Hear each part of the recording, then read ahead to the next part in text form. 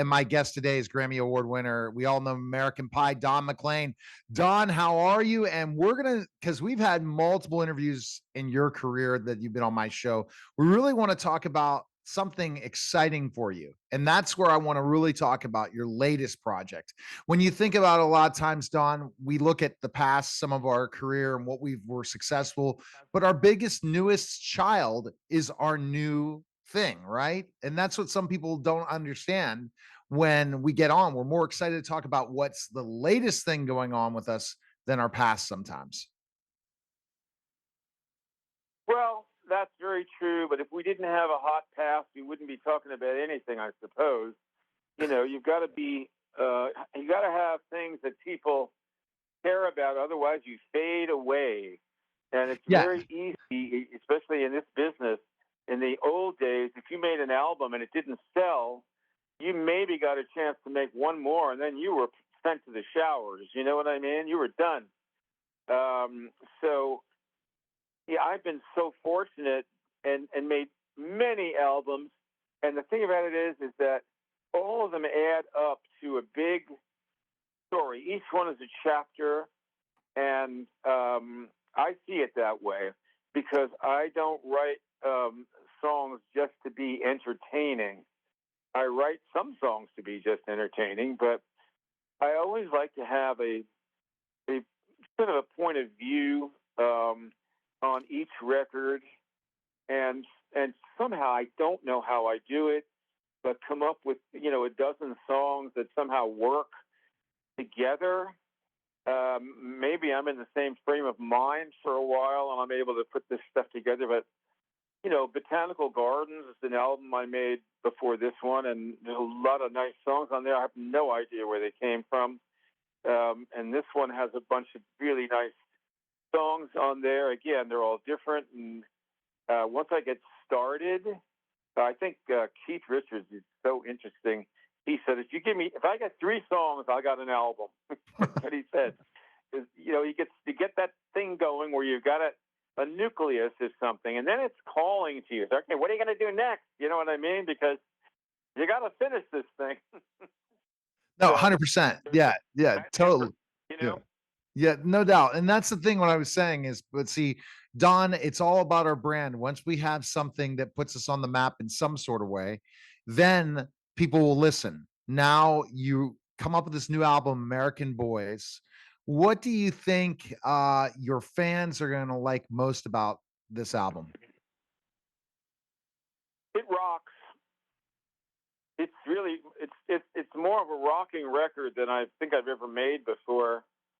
It's got a lot of edge to it. It's also got a whole variety of different songs on it as usual, but it all kind of fits together.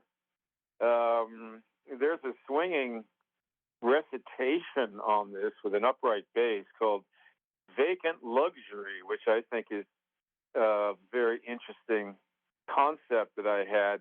And it really runs down a lot of what we've been through before the pandemic, after the pandemic, the people's behavior, and what's happened.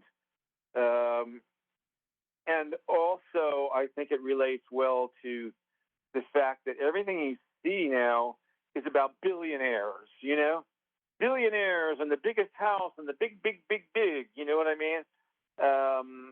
And it's really kind of trashy, I think. Right. I mean, Louis Armstrong lived in the same house all his life in Brooklyn somewhere. It was a nice little frame house, and it was a lot of energy. And, and Pete Seeger lived in a cabin, which he made himself, and it was a beautiful thing. I know this big thing all the time is very empty. So therefore you have vacant luxury because a lot of these people have 10 homes and they're never in them. So that's one song. And, there's a lot of other things on there, but that's just one I thought I'd mention. That's one that's interesting you mentioned because it's true. What we do in social media is we either are going to feel like, oh God, I'm glad I'm not that person, or I wish I was that person. And everything that's on TV and all the different things is there gloom and doom, or I wish I could be that person. And I think that Yeah. kind of leads to what your song is telling is no, be happy with who you are. Well, I think we're also been pimped out in this country too. Wearing these iced out watches, for $1 million. What is that? I mean, since when did some of these companies now are doing this ridiculous, ugly stuff? Um, and I don't particularly think that's very tasteful. But I don't. I think really, good taste is basically going down the tubes. I mean, it's just more and better and bigger. Like Beyonce has a $200 million house. Well, I've been in houses like that, and you don't know who else is in that house. Let me tell you, it's not all that comforting. Oh boy. I like to know who's in my house. You know what I'm saying? Yeah. I think 5,000, 6,000 square feet is plenty, and Oh, I mean, you're saying there's going to be a big familia in that house. It's not just going to be a couple people alone, meaning different people always well, coming in and out. no, I say you don't know if anybody's there in another room who's going to do you wrong. I mean, you don't know who's getting in. There's also it's a security nightmare. And like 50 Cent was on TV, and my agent represents him. He's a pretty smart guy. He got Mike Tyson's 30,000 square foot house. He said, I sold that thing. It said way too big. I didn't know who's lurking around in there. Well, again, we're watching and everyone's is selling now, Don, as I saw today on the news. I try to ignore the news, but today I got flooded with those things. But that song definitely will get people thinking about, hey, you know what? I don't have to be that, because that's what people are. Everyone is wishing they could be someone else instead of trying to say they have their story. That's They have their story to that's a tell, and that's it. that's a major way to be unhappy. That is a major way to be unhappy.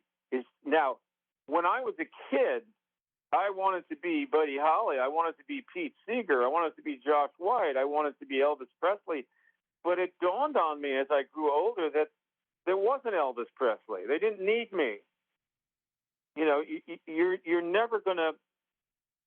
That is a major way to be unhappy. You have to find who you are, and that's obvious, of course. But it's the unhappiness. By never, ever, ever compare yourself to anybody else, because they don't have your talents. And okay, so people, have you seen? I mean, Kanye West was a billionaire. He went on television and made some inappropriate remarks. He lost $1.5 billion Yeah. in one day. Isn't it crazy? So you see how quickly The cancel culture. stuff evaporates. Yeah, think about Yeah. Peloton is down 90%. Imagine if you're the CEO of that company. There's a lot of different things out there, as I was talking about before, buying and selling. Enjoy your life, love your life, live it to the fullest like you do, Don. And that's all that you can do at the end of the day.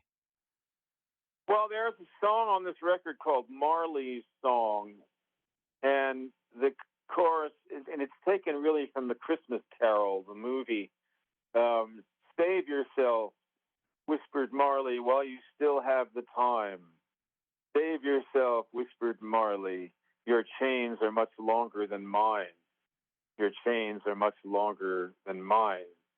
This is the only time you have while you're breathing to make a difference in people's lives. To waste your time trying to be like somebody else is to waste this precious opportunity that you have to help people, to love people, to guide people, if you can, in a nice way, in the right direction, maybe. That's how I see it. And I'm getting very old now. I'm coming to the end of the trail. You get I it. see this more and more. You get it. You get it, Don. People can go right now, purchase your album on May 17th. American Boys coming up May 17th. Appreciate it, Don. And you're amazing. Thank And you. it was a great conversation. Take care, man. Thank you. All right. You're listening and watching the Neil Haley Show. And we'll be back in just a moment.